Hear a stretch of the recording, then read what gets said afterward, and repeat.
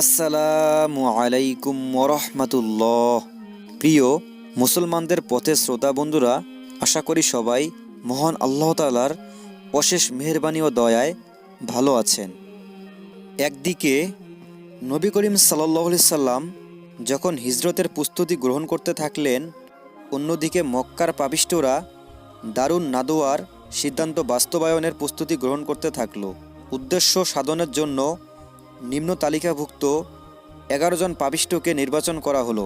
তাদের নাম হচ্ছে: 1 আবু জাহেল ইবনে হিশাম, 2 হাকাম ইবনে আবিল আস, 3 উকবা ইবনে আবু মুইত, 4 নজর ইবনে হারিস, 5 উমাইয়া ইবনে খলফ, 6 জামা ইবনে আসওয়াদ, 7 তুমাইয়া ইবনে আদি, 8 আবু লাহাব, 9 উবাই ইবনে খালফ, 10 নুবাই ইবনে হাজ্জাস এবং তার ভাই, 11 মুনাব্বি ইবনে হাজ্জাস।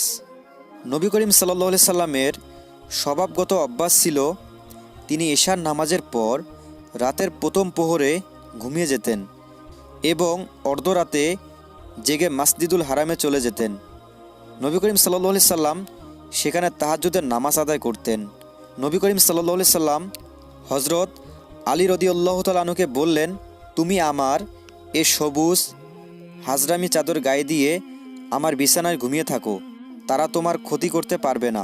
অতঃপর রাতের 1/3 অংশ গত হলো, ধরণীতে নিস্তব্ধতা নেমে এলো এবং অধিকাংশ মানুষ ঘুমিয়ে পড়ল। এমন সময় উল্লেখিত ব্যক্তিবর্গ অতি গোপনে নবী করিম সাল্লাল্লাহু আলাইহি সাল্লামের বাড়িতে হাজির হলো। তাকে বাধা দেওয়ার জন্য তারা নবী করিম সাল্লাল্লাহু আলাইহি সাল্লামের ঘরের দরজায় অবস্থান করল। তাদের ধারণা ছিল নবী করিম সাল্লাল্লাহু আলাইহি সাল্লাম ঘুমিয়ে আছেন। তিনি যখনই বের হবেন তারা তার উপর ঝাঁপিয়ে পড়ে তাদের চক্রান্ত বাস্তবায়ন করবে।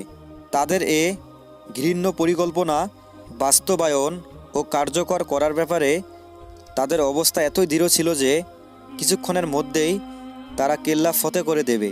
আবু জাহেল চরম অহংকার, উপহাস ও তাচ্ছিল্যর সঙ্গে নবী করিম সাল্লাল্লাহু আলাইহি সাল্লামের গৃহ ঘেরাওকারী আপন সঙ্গীদের বলল, মুহাম্মদ বলেছে যে যদি তোমরা তার ধর্মে প্রবেশ করো, তার অনুসরণ করো, তাহলে অনারবদের উপর আরবদের শাসন ক্ষমতা প্রতিষ্ঠিত হয়ে যাবে।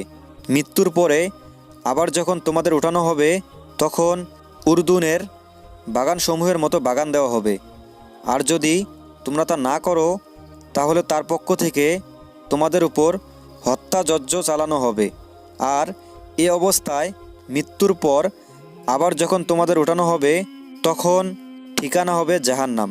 সেখানে নাকি অনন্তকাল জাহান্নামের আগুনে জ্বলতে হবে। জঘন্যতম এ পাপাচার অনুষ্ঠানের জন্য নির্ধারিত সময় ছিল।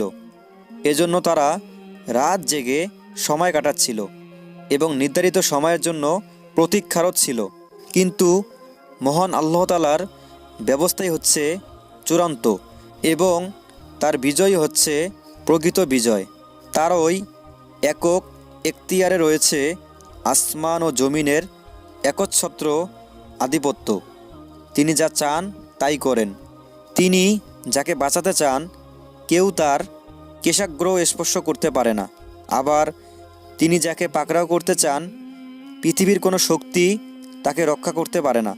এ প্রসঙ্গে নিম্নের আয়াতে নবী করিম সাল্লাল্লাহু আলাইহি সাল্লামকে সম্বোধন করে বলা হয়েছে, স্মরণ করো সেই সময়ের কথা যখন কাফিরগণ তোমাকে বন্দি করার কিংবা হত্যা করার কিংবা দেশ থেকে বের করে দেওয়ার জন্য ষড়যন্ত্র করে।